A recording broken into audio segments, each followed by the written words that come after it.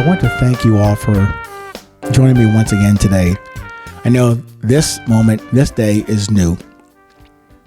I'm not referencing yesterday or where this podcast started 3 years ago. I thank you presently for tuning in and considering these words, hopefully some level of wisdom with you on this topic called resilience, and that you might find time and interest to share with someone that you know, and better, someone you don't know. To unthink and grow wealthy. This is a counterpoint to the Think and Grow Rich by Mr. Napoleon Hill, the book that's been in production for, I guess, decades. I think way past 15 million copies out there in the world. And that statement in the book, that structure that Mr. Hill put out years ago about to think and grow rich. And that was very, very vastly popular in terms of actual profit and money in the bank for Mr. Hill and his enterprise.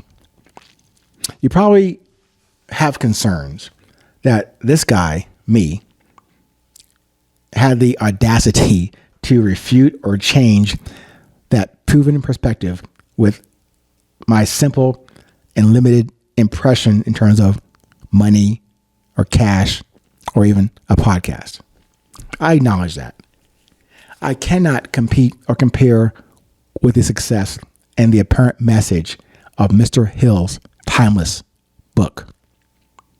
I just have a different view and perspective to offer to you, not based on thinking or forced thinking for that matter, or with an objective of richness in cash and money, but I will focus on the limited value of thinking and the pursuit of happiness and knowledge acquisition and worrying about what you do not have.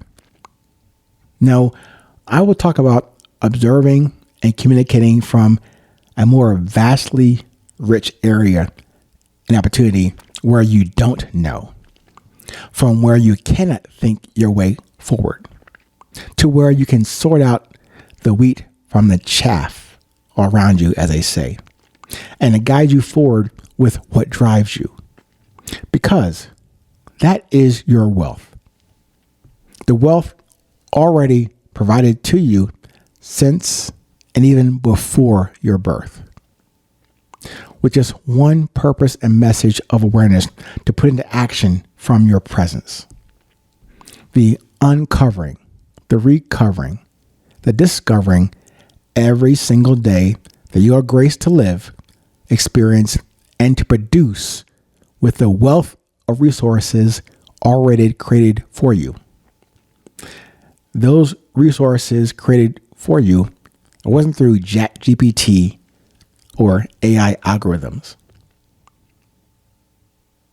This wealth I'm speaking of, already in front of you, already around you, you can then take your incubator ideas in their rawest form and your hunger, and then tell you or give you an indication of what to do with those. But if you outsource that to ChatGPT or AI algorithms, they would take your ideas and then tell you what the answer or solution is from a technology perspective. You could do that.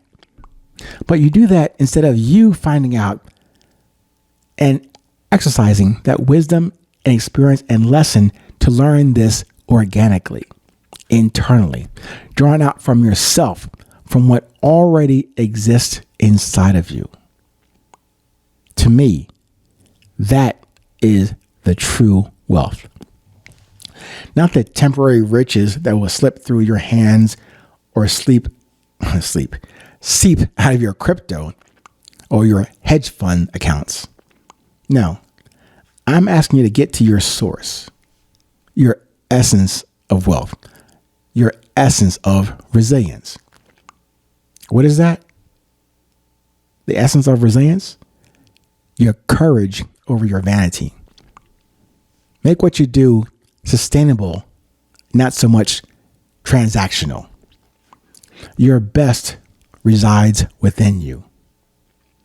And within the vastness of you that you are still have not tapped into. Those galaxies of unknown that comprise your true wealth. Now, that tapping into that gold, that wisdom, that wealth inside of you, those internal things you can't see, but are already deposited in you, I'm asking you for a yeoman's task to not look outside, to look inside. Now, that investigation, that internal introspection, may not get you the Lamborghini or the Maybach, but those were never prescribed or protected by the prophets you read about in your Bible or Quran. They spoke of kingdoms and heavens inside of you. They spoke of kingdoms and heavens within you. Now, in this life on this earth, not in the by and by with the gold and roses in the sky after your toil and servitude in the fields of Alabama. Think all you want. You can grow rich in your mind too. I would rather focus on observing and communicating from my heart's essence and what insists from me to live, to love, to speak, and to share the wealth of this life and love and grace and joy and breath, heartbeat and blood. That is what connects us.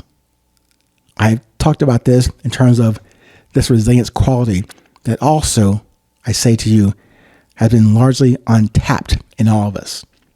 That I propose to you connects all of us way before and beyond anything that intends to distract us or to separate us.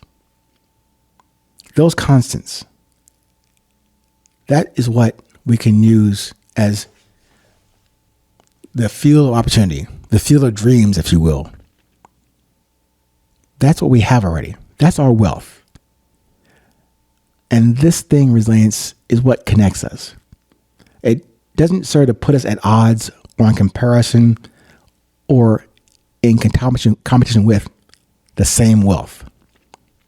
The same wealth we already have. Why compete or compare wealth that we all have access to and is vastly available to us? We each already have this wealth.